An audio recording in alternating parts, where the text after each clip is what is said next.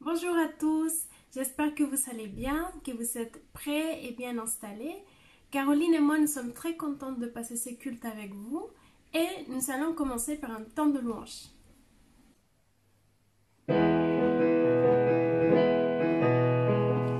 Je veux le proclamer du sommet des montagnes, ta grâce est sans limite, ta bonté sans égale, ta tendresse m'envahit, ta bonté me poursuit, ton amour m'émerveille.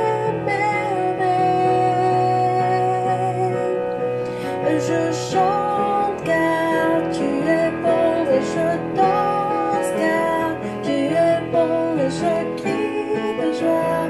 Tu es bon pour moi. Et je chante car tu es bon et je danse car tu es bon et je crie de joie. Tu es bon pour moi. Je veux le proclamer du sommet des montagnes, ta grâce est sans limite, ta bonté sans égale, ta tendresse m'envahit, ta bonté me poursuit, ton amour m'émerveille. Et je chante car tu es bon et je danse car tu es bon et je crie de joie. Tu es bon pour moi. Et je chante car tu es bon et je danse car tu es bon et je crie de joie. Tu es bon pour moi.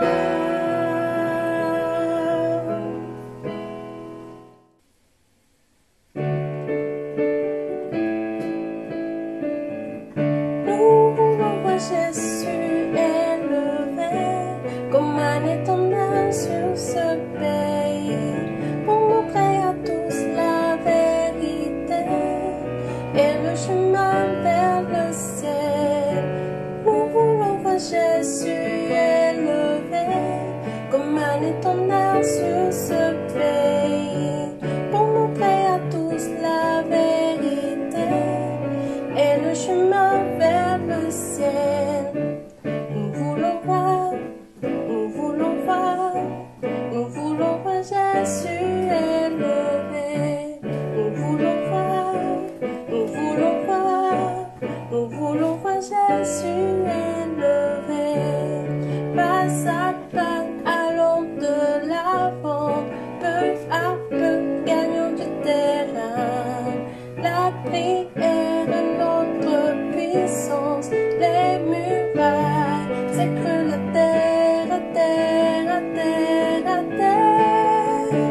Nous voulons voir Jésus élevé, comme un étendard sur ce pays, pour montrer à tous la vérité et le chemin vers le ciel.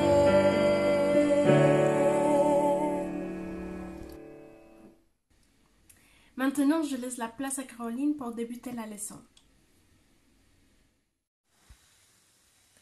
Bonjour les enfants, moi c'est Caroline, j'espère que vous allez bien et que vous êtes vraiment en forme ce matin parce que j'ai des missions pour vous ce matin. Est-ce que vous êtes prêts? Parce que moi en tout cas, je suis prête. Maintenant qu'on est bien installé, on va s'échauffer un peu parce que ce matin vous allez commencer par bouger. Ok? Allez, on s'étire les poignets, voilà. Là, quelques étirements. Ça y est, vous êtes prêts? Petite foulée. Oui, je vous dis ça parce que ce matin, j'ai une mission pour vous. Vous allez devoir, en 10 secondes, aller chercher un objet chez vous et le ramener devant l'écran. Vous êtes prêts? Ouais? Alors, vous avez 10 secondes, et pas une seconde de plus, pour aller me chercher une Bible.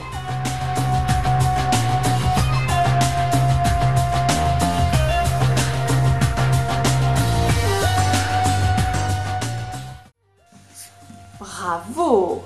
Très bien, comme ça au moins je suis sûre que vous aurez une Bible et on en aura besoin pour la suite de cette leçon. Allez, maintenant un peu plus difficile, parce que ça normalement, certains l'avaient peut-être juste à côté d'eux.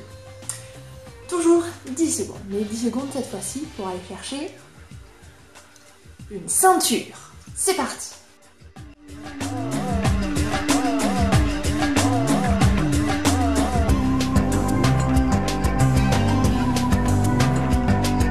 Bravo, juste à temps. Bravo pour la ceinture. Attention, on continue. Vous avez maintenant 10 secondes, et pas une seconde de plus, pour me rapporter un stylo bleu. Attention, un stylo bleu.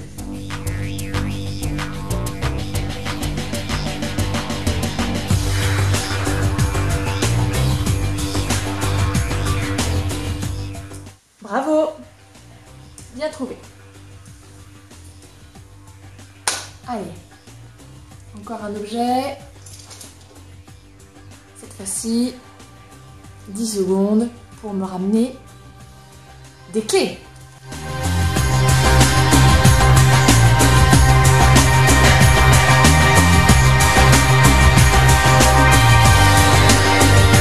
Bravo! Juste à temps.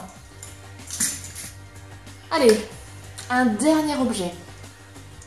Ok, vous penserez bien à l'issue de ces 5 objets à me faire une petite photo de vous avec ces 5 objets pour me montrer que vous avez complètement rempli votre mission.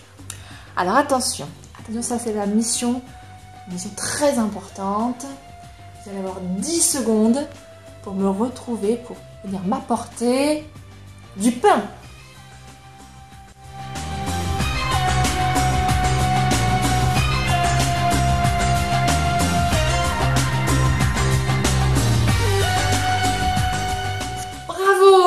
Très bien. Alors maintenant, avec ça, je vous confie une nouvelle mission. Vous allez devoir, avec ce pain, nourrir 1000 personnes. Vous vous dites, comment? Nourrir 1000 personnes? Bon, c'est vrai qu'en ce moment, en plus, on est confiné. Mais en tout cas, il y en a qui ont eu cette mission, avec seulement un peu de pain, de nourrir plein de monde. Vous connaissez cette histoire? Eh bien, on va la découvrir maintenant dans la Bible. À vos Bibles. On va donc lire dans nos Bibles le livre de Luc, chapitre 9, versets 10 à 17. Que nous dit la Bible? Alors Jésus, prenant avec lui ses disciples, partit à l'écart vers une ville appelée Bethsaïda. Les foules s'en aperçurent et le suivirent. Il leur fit bon accueil. Il leur parlait du règne de Dieu et guérissait ceux qui en avaient besoin. Le jour commençait à baisser, alors les 12 s'approchèrent de lui et lui dirent « Renvoie cette foule, qu'ils aillent dans les villages et les campagnes des environs, afin d'y loger et de trouver des vivres. Ici, nous sommes dans un endroit désert. » Mais il leur dit « Donnez-leur vous-même à manger. » Ils répondirent « Nous n'avons pas plus de 5 pains et de poissons, à moins peut-être d'aller nous-mêmes acheter de la nourriture pour tout ce monde. » Il y avait environ 5000 hommes. Jésus dit à ses disciples, « Faites-les asseoir par groupe de 50 environ. » Ils exécutèrent cette demande et firent asseoir tout le monde. Jésus prit les 5 pains et les 2 poissons, et levant les yeux au ciel, il prononça la bénédiction sur eux, les rompit et les donna à ses disciples pour qu'ils les distribuent à la foule. Ils mangèrent et ils furent tous rassasiés. Puis on ramassa les morceaux qui leur restaient, cela faisait 12 paniers. On va reprendre cette histoire maintenant en images. Donc vous l'aurez compris, Jésus se retire à l'écart pour être avec quelques-uns de ses disciples, pour prendre du temps avec eux. Mais la foule qui connaît les miracles de Jésus, à son tour, le rejoint. Et Jésus, on a dit, leur fait un bon accueil et les enseigne.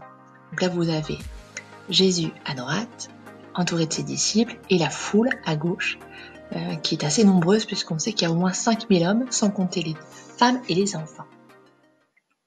Le soir tombe, et donc un des disciples dit à Jésus, il faudrait renvoyer cette foule dans les villages pour qu'ils puissent se nourrir, puisque là, ils sont dans un endroit où il n'y a rien, Et donc, les gens commencent à avoir faim.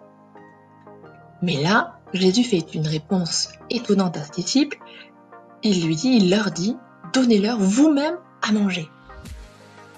Et le disciple dit, mais nous, on n'a que 5 pains et 2 poissons qui sont apportés, donc, on le sait, un autre passage de la Bible, par un petit garçon. Ces 5 pains et ces 2 poissons, les disciples auraient pu les garder pour eux. Et même avec ça, ils auraient peut-être pas forcément eu assez. Donc voilà, ils n'ont pas grand-chose, 5 pains et 2 poissons, par rapport à la foule qui est là. Jésus donne un ordre à ses disciples, il leur dit, voilà, vous allez devoir dire à la foule de s'asseoir. Et on a vu que les disciples ont obéi, ils ont parlé à la foule pour que les gens s'assoient et s'organisent.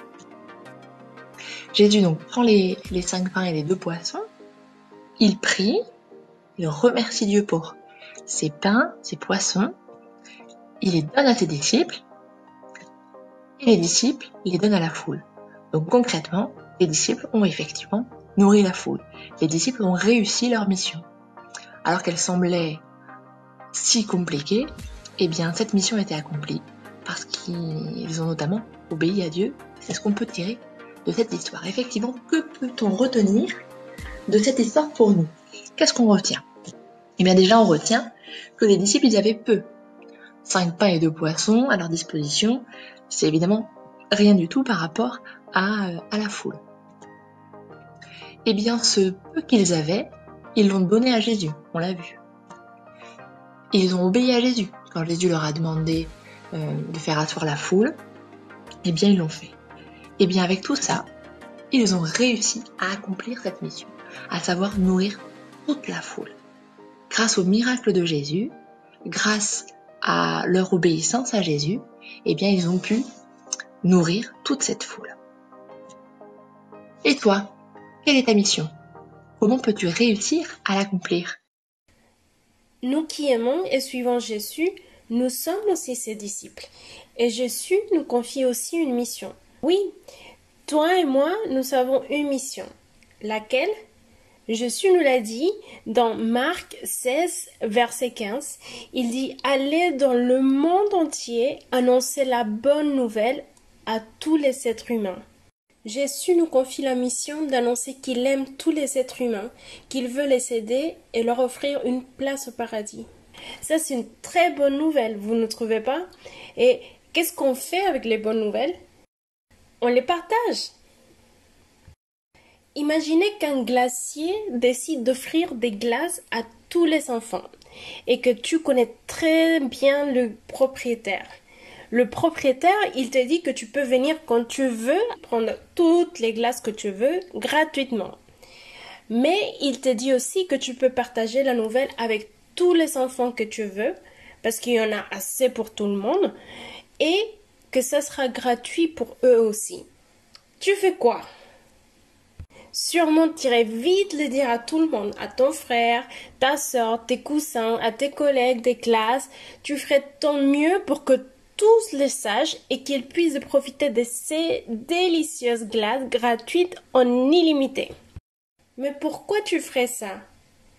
Bon, tu le ferais parce que c'est une bonne nouvelle et les bonnes nouvelles se partagent. Et Jésus est une très bonne nouvelle.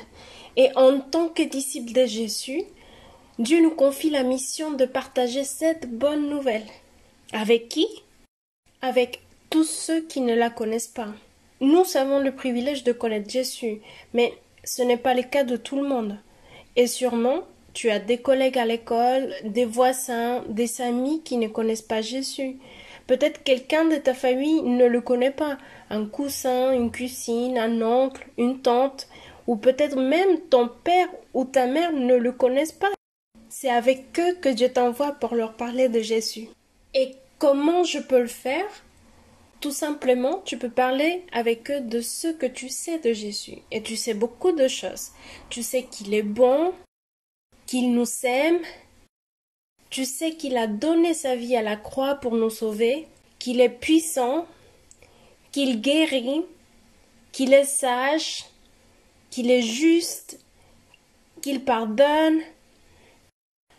Tu peux aussi parler de ce que tu as pu expérimenter de Jésus. Par exemple, si tu étais malade et Jésus t'a guéri, si tu avais des soucis pour comprendre des cours à l'école et Jésus t'a aidé, aussi si tu avais peur la nuit et Jésus t'a libéré des peurs. Tu peux parler avec eux de toutes les réponses que tu as eues à tes prières.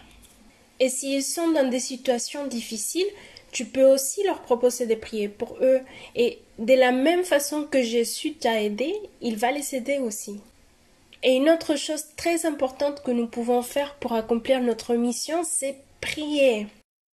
Je peux prier pour mes collègues, mes amis, les membres de ma famille qui ne connaissent pas Jésus. Et je peux demander à Dieu qu'ils puissent le connaître et de m'utiliser pour leur parler de Jésus. Et c'est vrai qu'il n'est pas toujours facile oser parler de Jésus avec ceux qui ne le connaissent pas. Et peut-être tu n'as pas beaucoup de courage pour le faire, mais de la même façon que les disciples ont obéi, ils ont donné à Jésus le peu qu'ils savaient, et Jésus les a aidés à accomplir la mission. Si tu obéis et tu demandes à Jésus de t'aider, il te donnera le courage nécessaire pour que tu puisses accomplir ta mission. Jésus nous confie la mission d'annoncer qui il est à tous ceux qui ne le connaissent pas. Et en tant que ses disciples, nous voulons suivre son exemple, nous voulons obéir et nous voulons accomplir notre mission. Le verset à retenir de cette semaine, c'est Marc 16, verset 15, qui dit « Allez dans le monde entier annoncer la bonne nouvelle à tous les êtres humains. » Si tu décides d'accomplir la mission que Jésus te confie, tu peux le dire en vidéo dans le groupe WhatsApp comme le fait Caroline. Moi, Caroline, disciple de Jésus, je m'engage à accomplir la mission que Jésus m'a confiée. Je parlerai de Jésus autour de moi. Et toi ?